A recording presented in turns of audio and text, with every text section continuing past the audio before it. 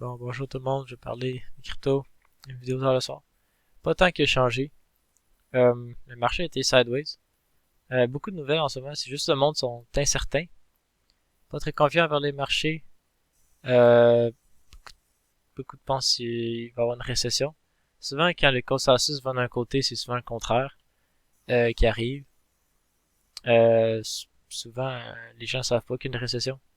Mais là, ça fait un bout que on est en fait, on pourrait dire qu'on est dans une récession ou dans une spirale de dette, on pourrait dire. Mais disons que le marché peut quand même continuer, c'est pas de ce sens-là. Et oui, on a quand même subi des pertes énormes sur les cryptos. V'là un mois ou ouais, c'était plus en décembre, disons, puis peut-être fin février. Je me rappelle plus, c'est à peu près ça. Mais ouais, là, il n'y a pas grand-chose qui ont changé. Il y a eu le Crypto Summit de Donald Trump, ça a pas fait grand-chose. Ça a juste stagné. C'était le 7. Ouais, puis ça a stagné pendant, là, ça a stagné pendant 2 semaines. Puis crypto a remonté un petit peu. Sideways. Euh, Comme j'ai dit, je pensais que c'était de mars à mai qu'on allait avoir une bonne montée. Là, après la correction qu'on a eue, j'ai révisé, j'ai dit, ok, mars, on va sûrement aller de côté. Quand même, de côté, un petit peu plus de haut, qui semble être ce qui est en train de se dessiner.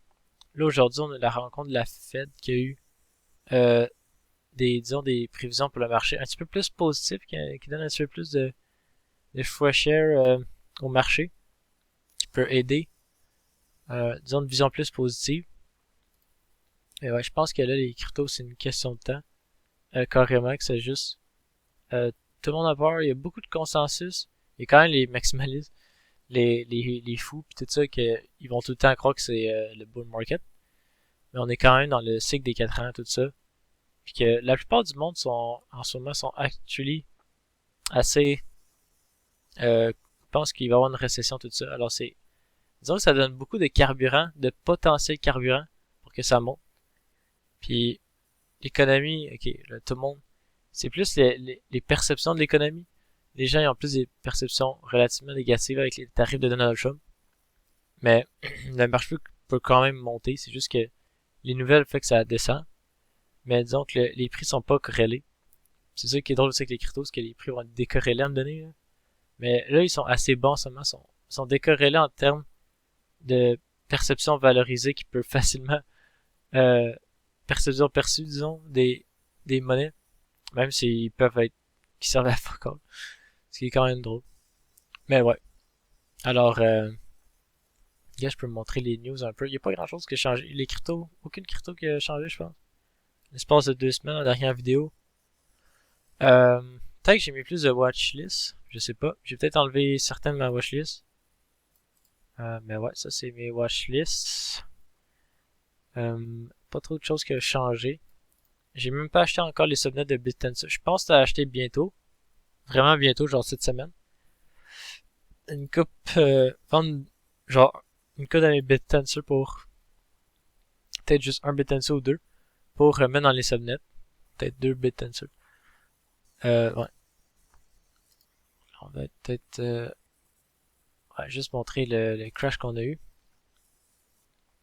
Assez intense. Puis quand c'est le COVID, après ça, il y a eu des hausses assez significatives. Alors, où je me rappelle encore, je pense en août cet été. En août cet été, je me rappelle qu'il y avait plein de monde qui me disait ah ça, ils vont-tu mettre des cryptos, genre ça, le marché va descendre encore plus. C'est genre, ouais, il a juste monté par rapport à là. Ce qui est souvent le cas là. Des bons indicateurs. Ouais. Ouais. Là, la Global Liquidity. Comme là, on a eu une bonne nouvelle avec la Fed. Là, Trump, lui, qu'est-ce qu'il veut, c'est de baisser le dollar. Il veut aussi que la Fed baisse ses taux. Là, ils n'ont pas baissé leur taux d'intérêt.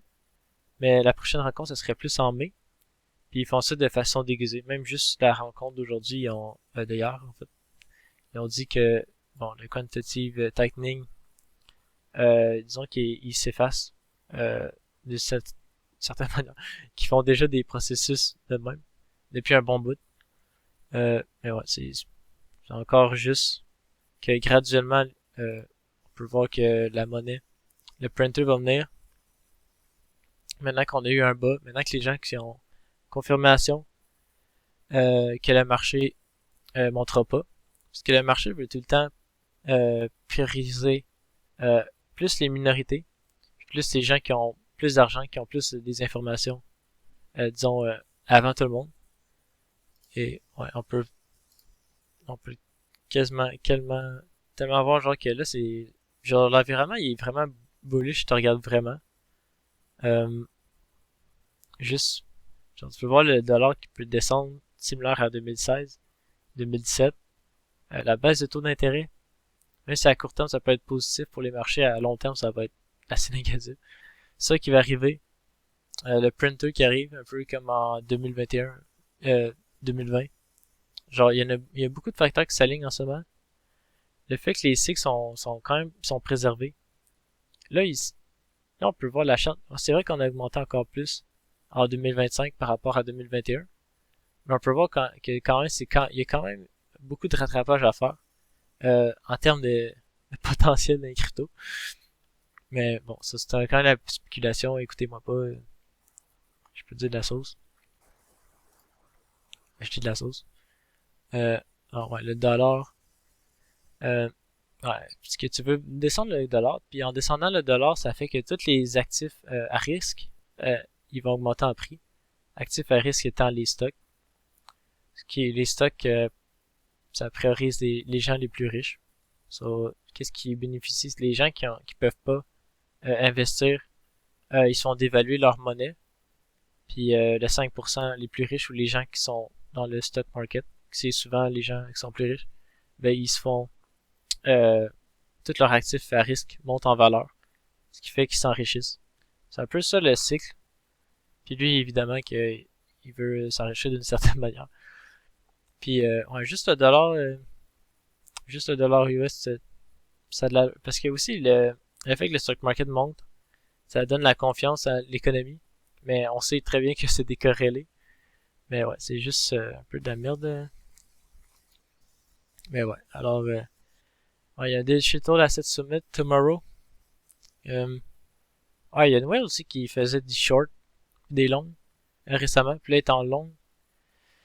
Là, ça peut peut-être induire en erreur, parce qu'elle a fait un géant short, je pense, récemment. Puis là, il y a beaucoup de gens qui avaient peur. Là, ça induisait les gens en erreur. Faut faire attention à ça, parce que souvent, le whale peut avoir une grosse position short. Puis là, avec des plus petits comptes ou d'autres affaires, d'autres positions, faire des longues, déguisées, juste pour faire peur, pour faire l'effet inverse. Euh, faire des genres de edging dans les perpetuals ou quelque chose comme ça. Contre futur. Ah ouais, il y a plus de liquidité. Euh, ah ouais, c'était pas non plus super bullish, mais c'était quand même une prévision plus bullish pour les markets à venir. Ouais. Ouais, les tarifs, tu connais ça.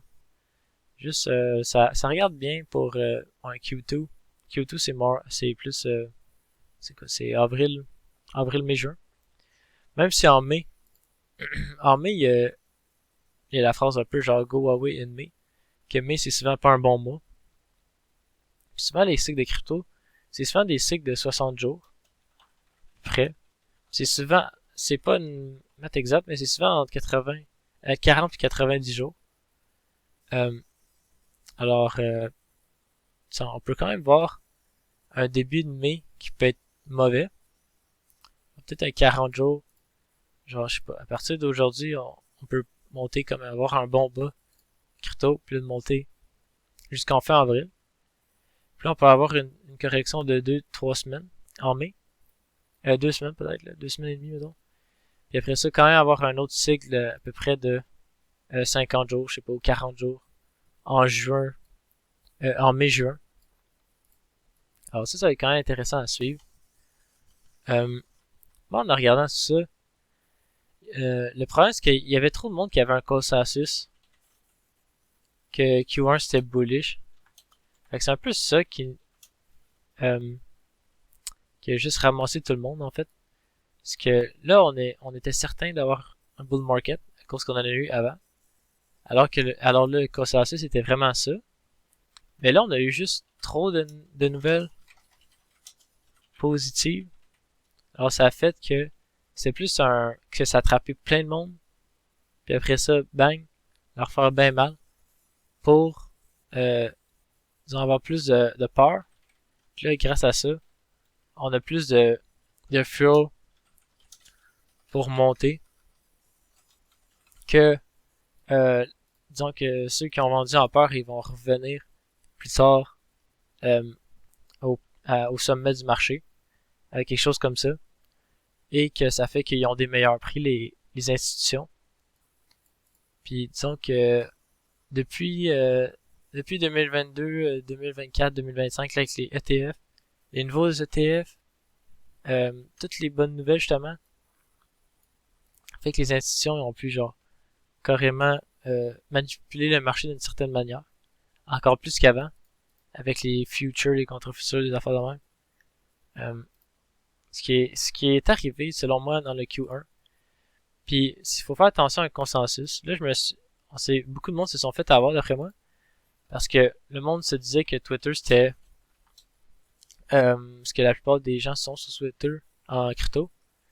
Ils se sont dit que Twitter c'était, disons, c'était encore underground. Mais on peut voir que c'est plus vraiment underground d'une certaine manière. Mais c'est pas tant underground Twitter, mais que d'une certaine façon, c'était un contenu privilégié avant tout le monde. Mais que on dirait que ça n'a pas été le cas pour 2024 puis 2025 en ce moment. Alors là, je fais un petit peu plus attention à Twitter. Mais ouais, je pense qu'il faut souvent faire le contraire du consensus. C'est vrai que le consensus, c'était vraiment que Q1 allait être super bullish. Puis là, ça a induit en erreur tellement de monde. Puis là, ça a juste, c'est pour ça que ça a fait autant mal, disons. Que tout le monde, beaucoup de monde a été induit en erreur. Mais là, on est dans un environnement vraiment propice pour que ça monte super haut. Parce que tout le monde a peur. Le consensus a été confirmé. J'ai été confirmé genre pendant une couple de mois. Qui avait raison d'avoir peur. Fait que là, ils sont encore plus certains. Puis là, ceux qui sont bullish ou qui pensent que les cryptos vont monter plus haut sont comme vus comme des clowns un peu. Ou comme des gens qui sont juste qui peuvent pas changer d'opinion. Alors, à cause de ça, ben là, ça leur donne encore plus de certitude qu'ils ont raison de leur opinion, que l'économie va mal, puis que le Bitcoin va corriger. Puis on va voir, là, ça dépend. Peut-être qu'ils ont raison aussi. Mais selon le fait que maintenant le consensus est plus dans la peur qu'une récession, puis que là tu vois que si le dollar baisse, les taux d'intérêt baissent, qu'on est en 2025 qui est similaire à 2021 et 2017, qui est les années du halving où c'est que les cryptos montent, qu'on est à des niveaux intéressants sur les cryptos, que le Bitcoin il est encore dans des bonnes métriques, c'est comme ok, ben tu risques plus qu'à ne pas être dans le marché que être dans le marché en ce moment. Selon moi. Je suis pas un conseiller financier. C'est sûr que bon, pas tout mettre 100% de son argent dans les cryptos.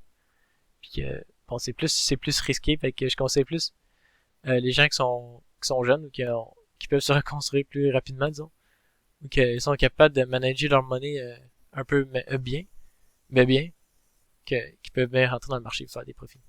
Alors, ouais. Ouais, ici la parabole. Selon le ratio, je pense, de Fibonacci 0.618, je pense que ça serait 144 000 à peu près le dernier stop. Qui selon moi ferait de l'allure qu'on ait ça à peu près. Moi, ma prévision en ce moment, c'est plus un fin en juin à 140 000 sur Bitcoin. Qu'on a peut-être. Ah, j'ai quand même eu une théorie peut-être, parce que je me suis dit, ok, peut-être qu'il est plus long ce run-là, puis on peut voir que en 2017, c'était juste une montée. En 2021, c'était deux montées. Là, je me suis dit, en 2025, c'est-tu trois montées? Et je me suis dit, oh, peut-être, shit. Donc là, je me suis dit, ok, peut-être. Peut-être que la deuxième est plus petite. Tu sais, je me suis dit, ok, peut-être la deuxième est plus petite. Peut-être la troisième, elle va être en 2026, peut-être. Peut-être que ça va être genre un genre de bizarre février, mars, avril, puis qui va être plus haut. peut-être qu'on va avoir un juin assez classique. Après ça, on va avoir un genre de août à octobre qui va être très décevant. Un genre de Dead Cat Bounce. Les gens vont penser que ça va être fini, puis là, finalement, en 2026, on a un février, mars, avril qui va même plus haut que les deux avant. Ça, c'est ça que je me suis dit. Je me dis, ah, c'est peut-être possible que ça se peut que le bull run soit plus loin. Ça se peut qu'il prenne plus de temps. Alors, c'est pour ça que je me suis dit, ok, tu sais, on a quand même vécu juste deux bull markets traditionnels en ce moment. Peut-être que celui qu'on vit là en ce moment, on est déçu parce qu'on a eu beaucoup d'attentes, qu'il soit comme les autres, puis qu'il soit vite dans le Q1. Mais peut-être que ça va être plus tard. C'est sûr que quand ils vont commencer à baisser les taux d'intérêt, d'après moi, la Fed, euh, ça va enclencher pas mal un crash, puisqu'à chaque fois que les taux d'intérêt ont descendu, c'est pas mal un crash. Je vais montrer de la courbe B, là.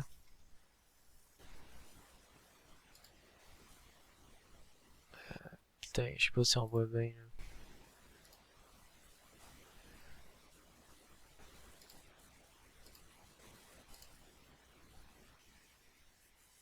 Je sens qu'on voit mal.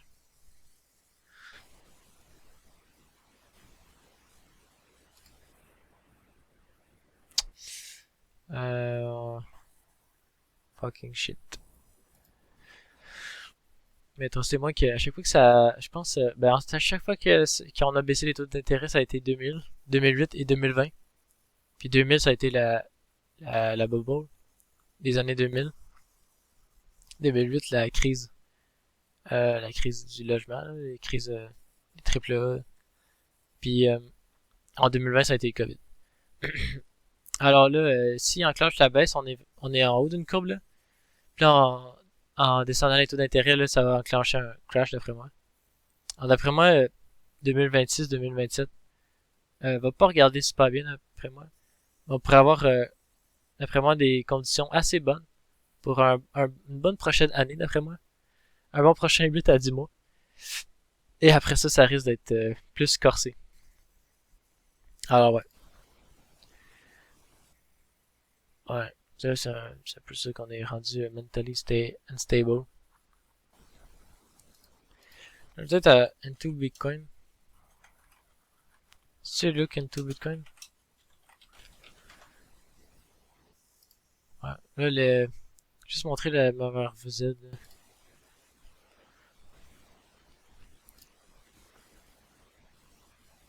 Ouais, on est encore loin. Encore très loin. En tout cas, intéressant, hein, ce même niveau, hein, mars 2017, qu'on était même plus haut que le top. Un peu les mêmes conditions que là. 2021, ça a quand même été un cycle spécial d'une certaine façon. Qu'on a juste imprimé beaucoup, beaucoup d'argent, puis il y avait le COVID avant. Puis bon, tout le monde disait que l'économie allait mal, mais les actifs à risque qui montaient. Là, on a comme un genre d'environnement qui est comme plus similaire à 2017. Puis même genre les métriques en plus, c'est vraiment plus similaire à 2017, c'est intéressant. Ah, il y a aussi le P-Cycle Top. Je crois que j'ai déjà montré tout ça. Mais je veux juste remontrer que on est encore loin. Si tu pensais qu'il y a un top pas pantoute, là, ce serait très surprenant. Puis si on crash encore plus, euh, potentiel que le marché s'échelonne sur plus longtemps, qui pourrait être le cas. Je sais que j'ai déjà vu des charts, je pense, du bas au haut. Du bas au haut, c'est bien plus longtemps. Attends, au pire, on peut le faire, là. Auguste. Peut-être un 2 ans et demi, 2 ans, 4 mois,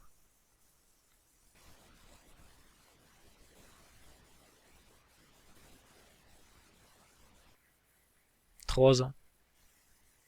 À peu près 3 ans, peut-être. 2 ans, 4 mois, là, c'était peut-être 2 ans, 10 mois. Ouais, là, ça pourrait être de 2 ans. Là, on a déjà passé 2 ans. Ok. 2 ans, 2 ans, 12 mois. Bon, ça ferait 3 ans. Mais attends, 4, 10, c'est plus 6 peut-être. 3 ans, 4 mois. Novembre 2025, décembre, janvier, février, mars. Ce serait mars 2026. Ce serait possible. Alors, ouais, il y a encore beaucoup de possibilités. Je trouve que le plus intéressant, c'est The Old.